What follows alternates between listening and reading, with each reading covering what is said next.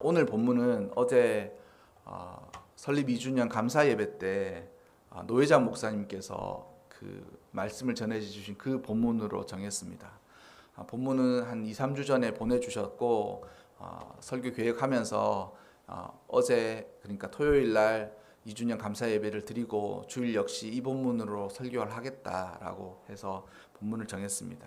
공교롭게도 이 부활주의를 기준으로 설교를 시작하는 그 어떤 시리즈라고 할까요? 그 시리즈에 제가 이거 3월 13일 날 비슷한 본문으로, 근데 그때는 15장 1절부터 10절까지의 말씀을 가지고 설교를 했더라고요. 설교를 하면서 나는 포도나무요 너희는 가지니라고 하면서 그 설교를 했었습니다.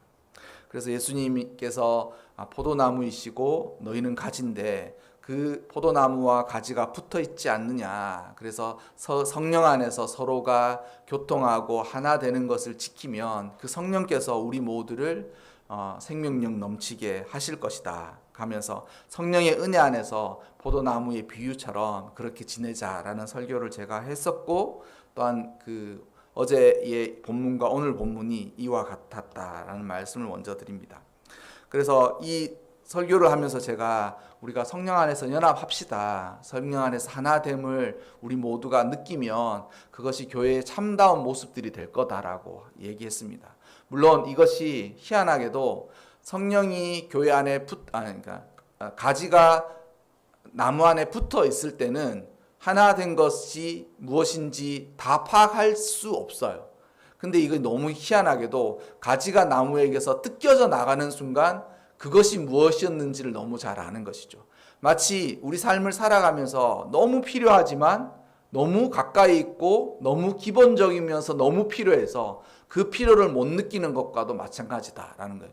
공기가 없지 않으니까, 숨 쉬는 것이 어렵지 않으니까 우리가 그냥 살다가 마스크만 껴도 너무 답답한 2년을 보냈지 않습니까? 그런 2년을 보내면서 정말 마스크 없는 것이 얼마나 소중한가 알다가 이제는 이제 마스크를 벗게 되었지 않습니까? 그래도 실외에서. 그러니까 이런 일들로 인하여서 우리가 주님과 붙어 있는 동안 그 은혜를 누리면서 살아가는 것이 얼마나 큰지를 모르고 살다가 가지가 나무에서 뜯겨져 나가는 순간 주께서 우리와 함께 하심으로 마치 공기와 물처럼 한없이 베풀어 주시는 것이 끊어지는 것이 얼마나 큰 것이었는지를 그때서 알게 되는 일이 너무나도 많다라는 것이죠.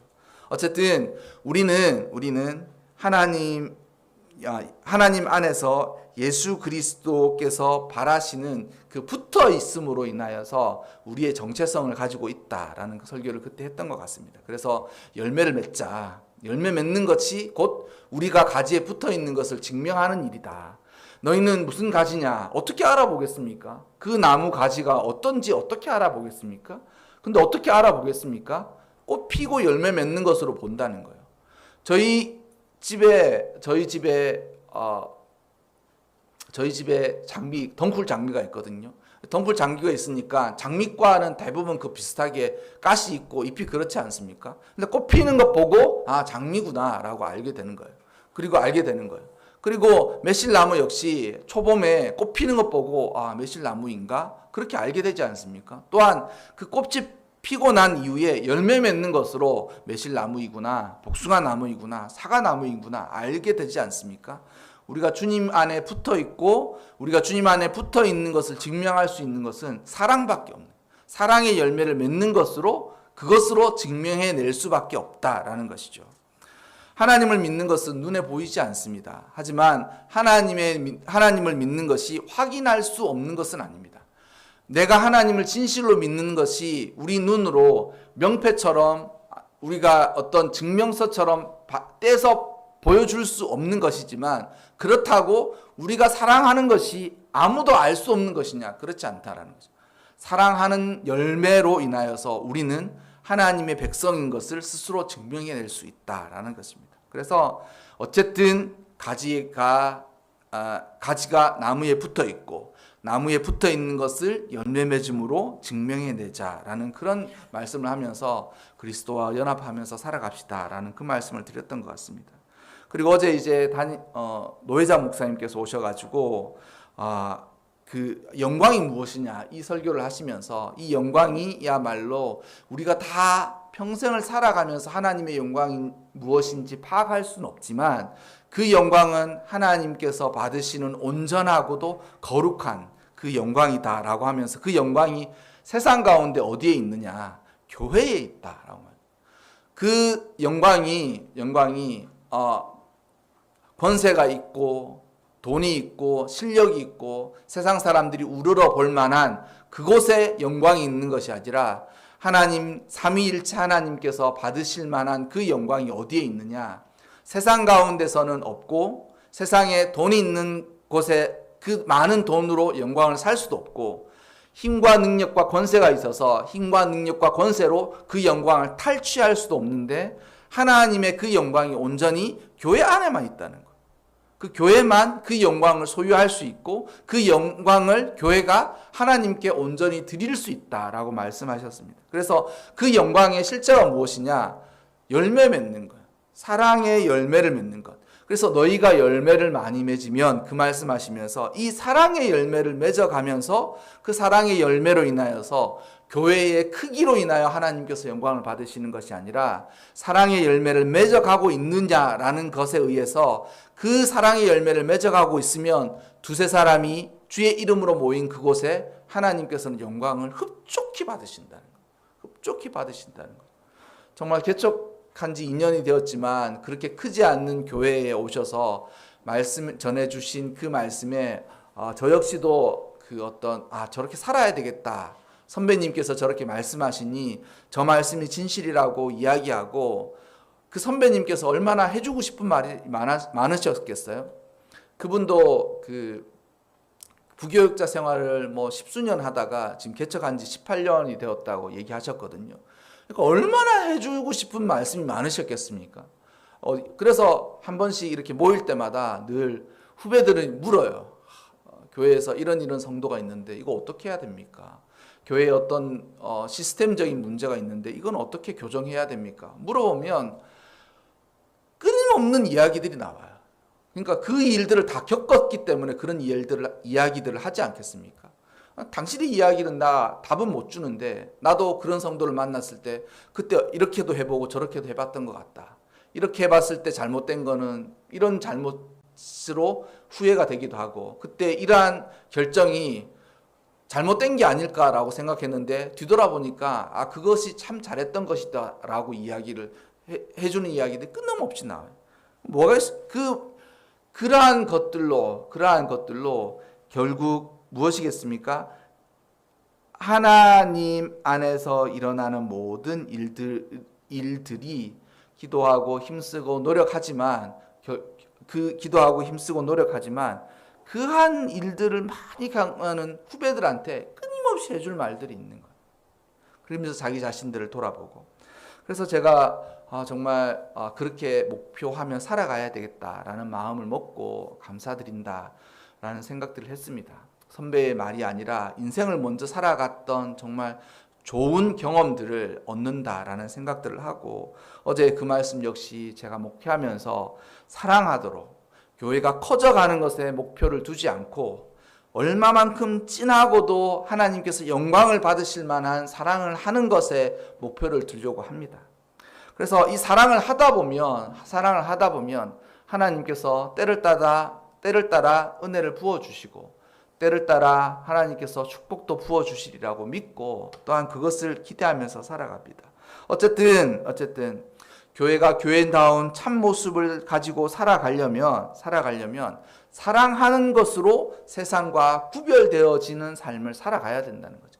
우리가 우리 안에서 서로 사랑하는 것으로 세상에서는 없는 사랑을 우리가 하면서 그 사랑으로 세상에 우리는 하나님의 백성이고 예수 그리스도의 은혜를 입은 사람이라는 것을 증명해내야 되는 거예요. 증명해내는 거예요. 그것이 아니면 어떤 방법으로 증명해낼 수가 있겠습니까? 증명서가 있나요? 예수님한테 구원받고 예수님한테 은혜 받았다라는 증명서가 있습니까? 아니면 예수님에게 은혜 받았음으로 인하여서 우리는 그 은혜를 갚으면서 살아간다는 주의 백성이라는 것을 어떻게 증명할 수가 있겠습니까? 물론 이스라엘 백성들, 그러니까 유대인들은 계명을 지킴으로 그 그 하나님의 백성의 정체성을 절반이나마 증명해냈어요. 절반이나마 증명해냈어요. 아직도 그 유대인들, 그러니까 그 이스라엘의 어떤 전통적인 유대인들은 주님 그 자신들의 예법을 아직도 지킵니다. 그래서 그렇게 한다 그러더라고요. 이스라엘에 그때 살고 오신 교수님이라든지 아니면 미국 유학 중에 전통파 유대인들을 만났던 분들은 그렇게 이야기한다. 그들이 섬기는 안식일은 아직 토요일이니까 토요일 날 엘리베이터를 타기는 탄대요. 하지만 버튼을 누르지 않는대요. 엘리베이터를 탄대요. 그럼 7층이라 그러면 엘리베이터를 7층까지 가려면 엘리베이터 타야 되지 않습니까? 근데 버튼을 누르지 않는데요. 왜 안 버튼을 누르냐 그러니까 버튼 누르는 거 일이라는 거예요. 버튼 누르는 거 일이라는 거. 그럼 어떻게 가냐? 하나님한테 은혜로 엘리베이터를 탄다는 거예요. 그리고 다른 이방인들, 그러니까 보통의 사람들이 와서 7층을 눌러주면 그 엘리베이터 그 층에서 내리고, 아니면 8층이나 9층 아니면 6층에서 내리잖아요. 그럼 거기서 내린다는 거예요. 그리고 내려서 걸어간다는 거예요. 심지어는 돈이 좀 있는 사람들은 토요일 날 이제 그러니까 우리나라에서 살면 한국 사람 자국민이지만 외국 가면 이방인이지 않습니까? 그 이방인들은 페이가 약하잖아요. 그러니까 이방인들한테 야 토요일 날 우리 집에 와가지고 낮에 일 좀 해줘. 그럼 일을 뭐 해주냐면 일을 대신해 주는 거예요. TV 좀 틀어줘. 그럼 리모컨 눌러주고 불 좀 켜줘. 전등도 안 켠다는 거예요. 전등도 안 켜고 불 좀 켜줘. 그럼 전등 불도 켜주고 가스레인지 켜줘. 가스레인지 꺼줘. 그것만 한다는 거예요. 근데 너무 편한 일이죠. 예. 앉아 있다가 TV 켜줘. 그럼 TV 켜서 같이 TV 보다가 밥 먹을래? 우리 밥 좀 차려줄래? 그럼 밥 차려주고 같이 밥 먹고 그리고 하루 종일 있다 간다는 거예요. 여러분, 계명을 지키는 것으로는 하나님의 자녀와 예수 그리스도의 사랑을 입은 것을 다 증거해낼 수 없습니다. 물론 그것도 하는 사람들은 대단하다 그래요. 정말 그렇게라도 하는 사람들은 대단하다는 거예요. 여러분, 예수님께서 말씀하신 것처럼 예수님이 정말 기쁨으로 충만케 되는, 예수님이 정말 기쁨으로 충만케 되어서 하나님, 삼위일체 하나님께서 온전한 영광을 받으시는 그 유일한 방법은 우리가 서로 사랑하는 것입니다.